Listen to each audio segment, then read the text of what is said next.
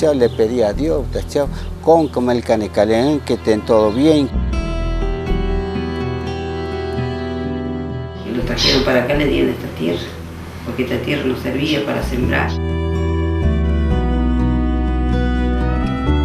Yo creo que la historia del mundo es la historia de las conquistas. Esto ha ocurrido siempre. Yo hablaba netamente en ranqueles, digamos, porque mi bisabuela y yo hablaban solamente así, hablando. Pero yo no sabía nada de castellano.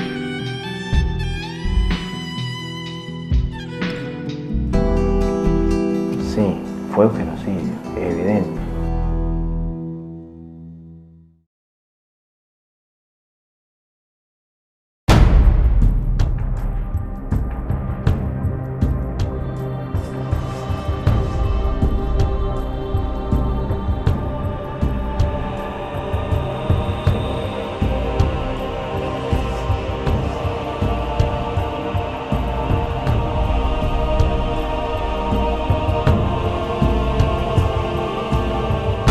Al sur de Córdoba, las barrancas del río Popopis o Quinto indican el comienzo del último departamento de la provincia, que lleva el nombre de quien fuera conocido como el conquistador del desierto y uno de los artífices de la Argentina moderna, el general Roca.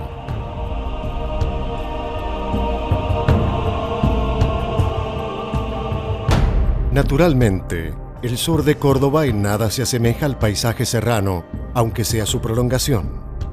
La geografía que distingue a esta zona es la extensa llanura pampeana con campos cultivados, animales de cría, médanos y lagunas. Así como el típico paisaje de las sierras no se hace presente en el sur de la provincia, la naturaleza tampoco se oye por aquí, fruto de la influencia pampeana.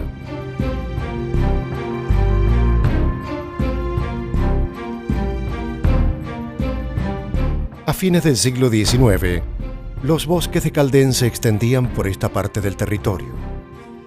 Pero la constante utilización de estos árboles, en principio para leña, cuando escaseaba el carbón en los inicios del siglo XX, para adoquines y muebles en los años 40, y luego el desmonte indiscriminado para el avance de la frontera agrícola, hicieron retroceder enormemente el caldenar. Actualmente se intenta frenar el desmonte indiscriminado del Caldén, árbol que solo crece en el centro del país.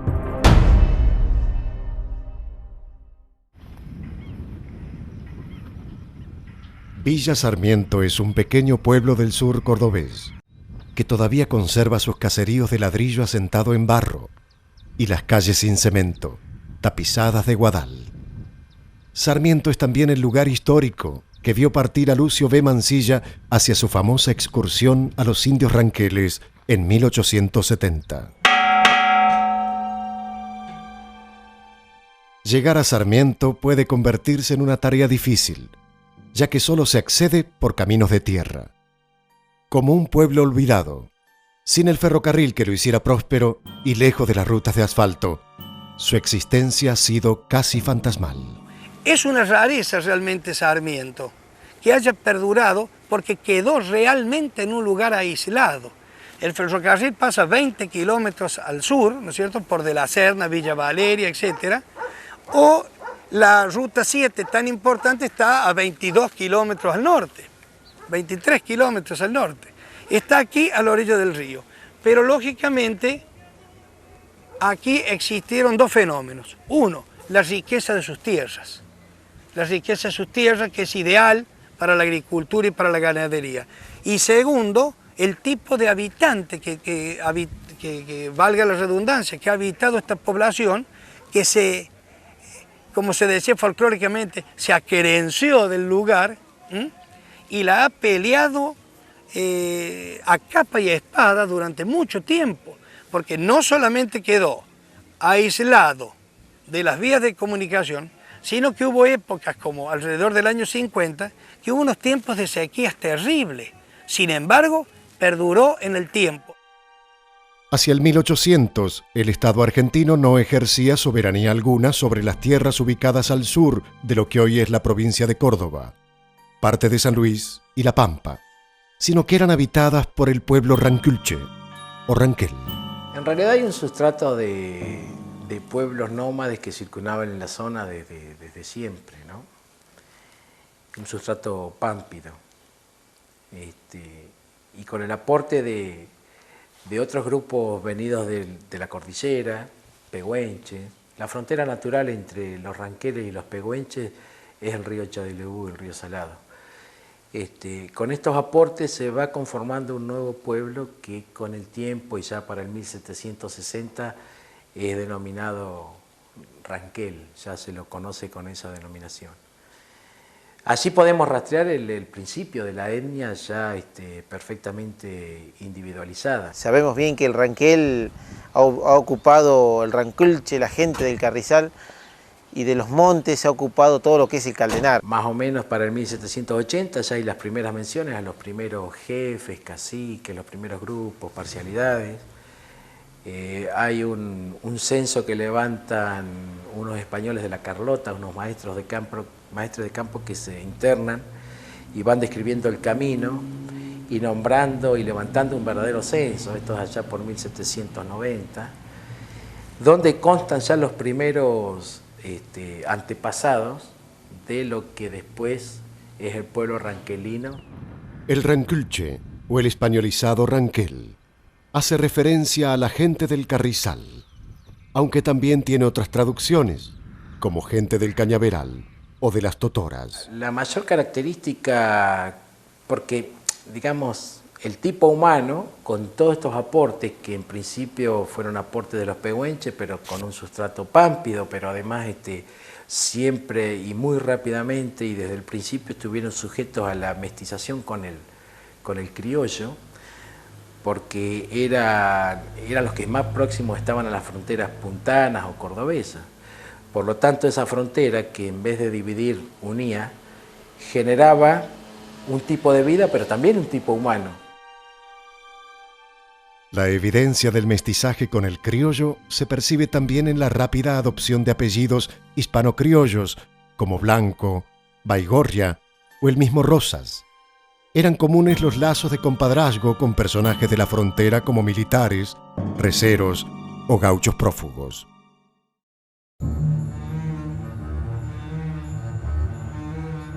A mediados del siglo XIX, los gobernantes de nuestro país comenzaron a querer consolidar el Estado Nacional y para esto se dispusieron a ocupar tierras indígenas.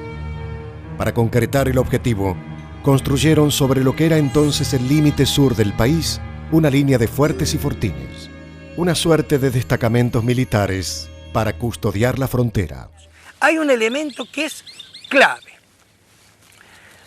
El aborigen transitaba las grandes extensiones de nuestro sur, en este caso, por caminos. Esos caminos se llamaban rastrilladas. El aborigen transitaba por sus rastrilladas, que él, como gran conocedor del terreno, lo hacía por el lugar adecuado. Nunca se salía de la rastrillada porque había médanos, monte tupido, cortadas, vizcacherales, quebradas, y lógicamente no podía cabalgar. Cuando se tuvo que hacer la línea de fortines para empezar a detener todo ese, digamos, tránsito de ganado mal habido, entonces el mismo camino y el mismo cruce del río servía como base para los fortines. Y los fortines, algunos de ellos, sirvieron para base de nuevos pueblos. ¿Cuál era la función del fuerte y el fortín? Detener el avance aborigen. ¿Y por dónde venían? Por la rastrillada. Entonces, ¿dónde voy a hacer el fuerte y el fortín? En un lugar vecino a la rastrillada para poderlo detener. Si no era al lado, era en un lugar vecino. Los fuertes eran, desde el punto de vista edilicio, eran más importantes.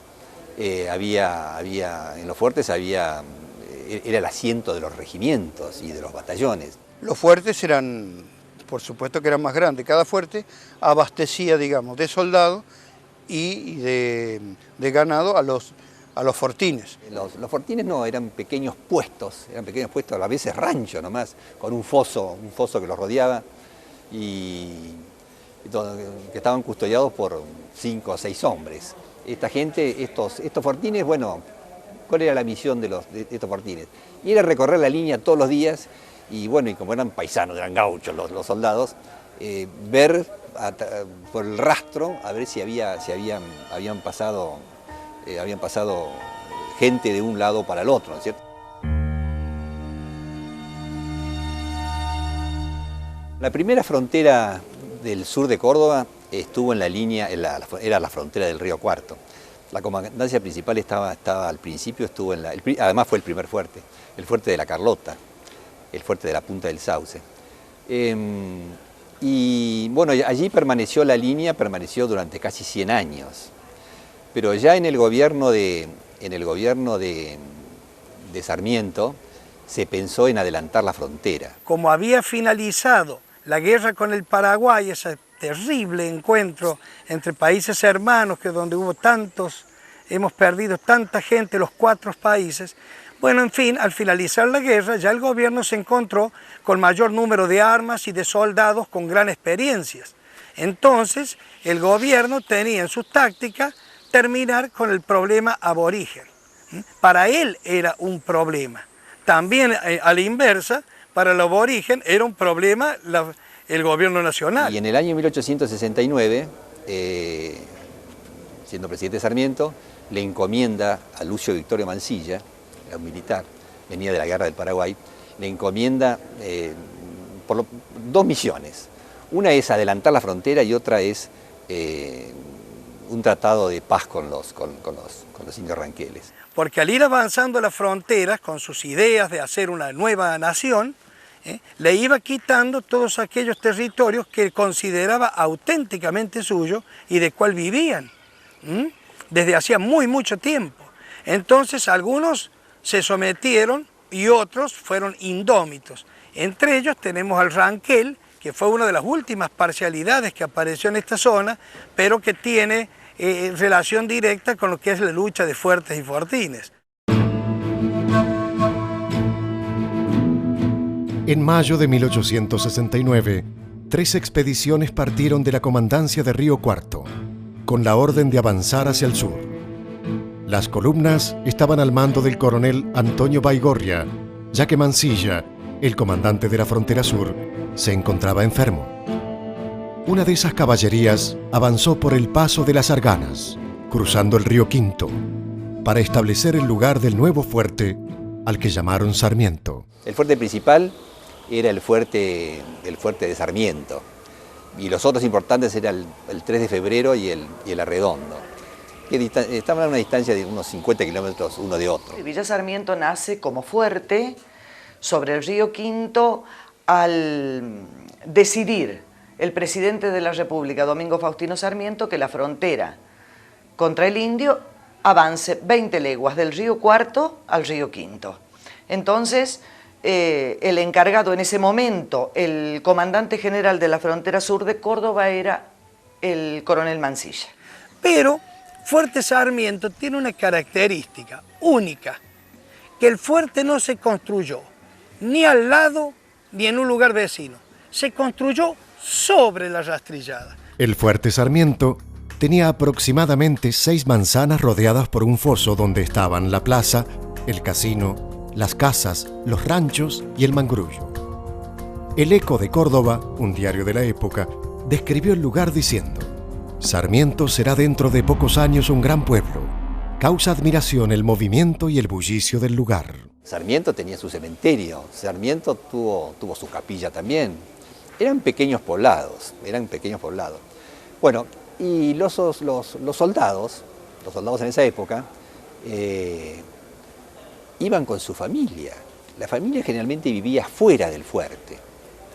Su mujer, sus hijos. Claro, con el paso de los años y las crecientes del río comienzan a socavar las barrancas, comienzan a socavar los cimientos de las casas del fuerte. Entonces se decide en el año 1876 trasladarlo del primer asentamiento al segundo, que es todo acá donde ahora se erige Villa Sarmiento, y las 4 manzanas que nosotros le llamamos la plaza constituían la Plaza de Armas. En el nuevo emplazamiento quedó definitivamente establecido Sarmiento Nuevo, el poblado que dio origen al actual pueblo de Villa Sarmiento, mientras que el antiguo fuerte o Sarmiento Viejo, construido en 1869, fue arrastrado por el cauce del río.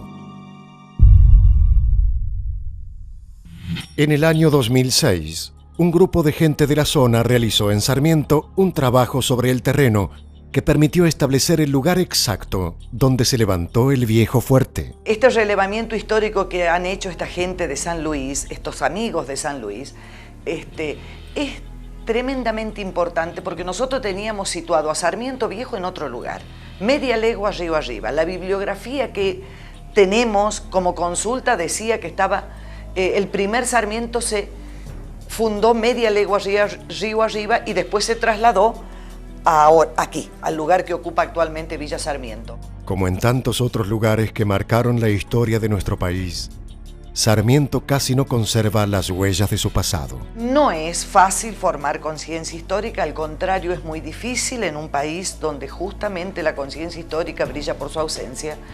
Nosotros tratamos de rescatar la pequeña historia local. No digamos que es un objetivo cumplido, ni mucho menos, pero estamos tratando de llegar a eso.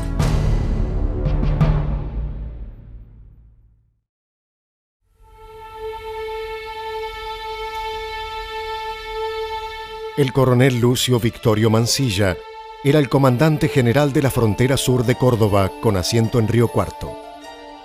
A Mansilla se lo recuerda hoy por su incursión tierra adentro en 1870 hasta las tolderías de Leubucó. El viaje que relató en su libro más famoso, Una excursión a los indios ranqueles.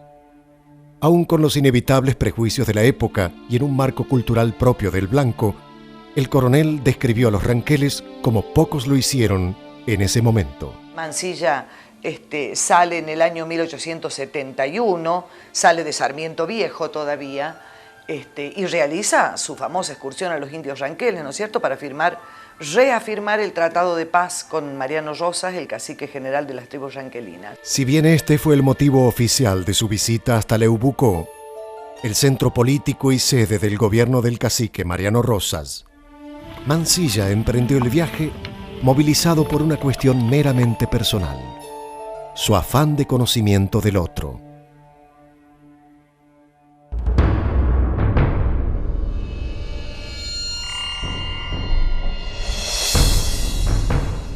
Para el año 1850, el pueblo ranquel estaba dividido en 3 grandes grupos. El linaje de los Nahuel, cuyo apellido cristiano es el Cabral, el Ramón Cabral, el platero, es el más conocido de todos ellos. El linaje de los Nerró, de los Zorros, los Rosas y los Pichún, que son los Baigorritas. A estas divisiones, que Mansilla describió muy bien en su libro, el ejército las aprovechó para sus intereses de ocupación. Independientemente de pertenecer a un mismo pueblo, tenía cada cual sus propias apetencias personales de poder, sus propios intereses, y vivían digamos, en una constante tirantez por todos los asuntos internos de la tribu. Tras cabalgar 400 kilómetros en 18 días, Mansilla y el grupo de 15 personas que lo acompañó arribaron a las tolderías del cacique Panquitruz, también conocido por su nombre cristiano, Mariano Rosas, que le fue dado por el mismo Juan Manuel de Rosas, de quien fue prisionero por 10 años hasta que logró fugarse. Mansilla él mismo lo define como una calavariada militar, su viaje a Leubucó. Cuando Mansilla se larga a Leubucó, en esos 18 días que hace la excursión, se suceden en la frontera otros acontecimientos, por ejemplo, que a su vuelta se encuentra con que estaba destituido de su cargo de jefe de la frontera, por lo tanto el tratado que había ido a firmar con los ranqueles prácticamente no tenía vigencia porque no tenía, digamos, el apoyo oficial, y trae algunas complicaciones. Y el Tratado de Paz, lamentablemente, era una burda trampa, porque había una ley del año 68, una ley nacional, que determinaba la ocupación de la Pampa, la ocupación militar de la Pampa. De manera que todos estos tratados que se hicieron después del 68 fueron tratados de dilatación, digamos, esa es la verdad. Mansilla, más allá, y yo le agradezco como lector el hermoso libro que escribió, pero por alguna documentación así tangencial que he tenido oportunidad de ir viendo, analizando y descubriendo, Mansilla realmente, a pocas horas de salir de Leybucó nuevamente hacia la frontera, ya estaba traicionando el tratado que había celebrado con los jefes ranquelinos. Concretamente, hay uno de los últimos capítulos donde él narra la llegada al toldo de Villarreal, ya de vuelta, y narra ahí una cena y una bacanal que él ve. En realidad él para en ese toldo para ofrecerle a Villarreal y a la gente de Ramón Cabral y darle la estrategia para desertar y llegarse a la frontera. La República Argentina ya estaba decidida a ocupar lo que hoy es la Pampa Central. La entrada de Mansilla fue un estudio preliminar como para llevar a cabo luego la entrada final en 1879. Al poco tiempo de la excursión de Mansilla, en el Fuerte Sarmiento se instaló una reducción indígena.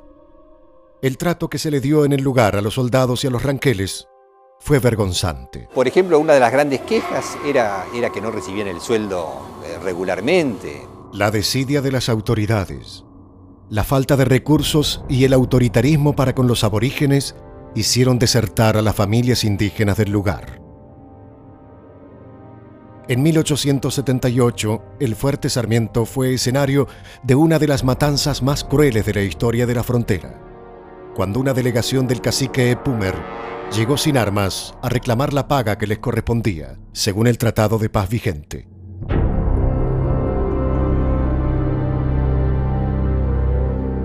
Y fueron acribillados.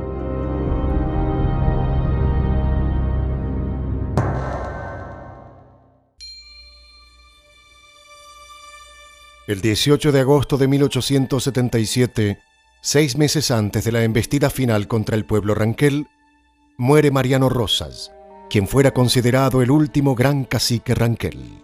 En principio se debilita el poderío ranquel porque gran parte del pueblo ranquelino, las lanzas, su fuerza bélica, pasa a la frontera al servicio del ejército.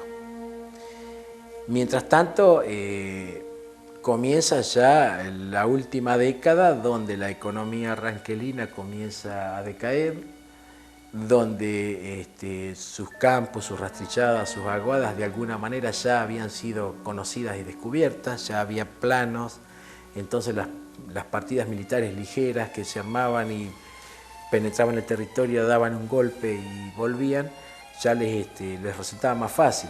Por lo tanto, digamos, se comenzaba a batir el territorio indígena de una manera más diaria, cotidiana, y esto obviamente iba resintiendo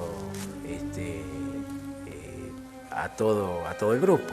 Tras la muerte de Rosas, su hermano Epumer asumió el cacicazgo y es quien planteó la resistencia final, que no fue más que una desorganizada retirada, ya que la avanzada del ejército era incontenible. Luego el resto del pueblo ranquelino fue capturado de a miles y desparramado prácticamente en todo el territorio de la nación, en Tucumán, en Buenos Aires, en la capital federal, y así comienza otra historia, ¿no? La historia de enmascarar la identidad para todos estos miles de indígenas, de que no figuraran siquiera en los censos de población, o que figuraran como argentinos, digamos. Ya en 1880, cuando el Estado liberal plantea la Argentina planteada por la generación del 80, digamos, ya la población indígena prácticamente desaparece, aunque no desaparece, sigue estando, pero sí tapada, ¿no?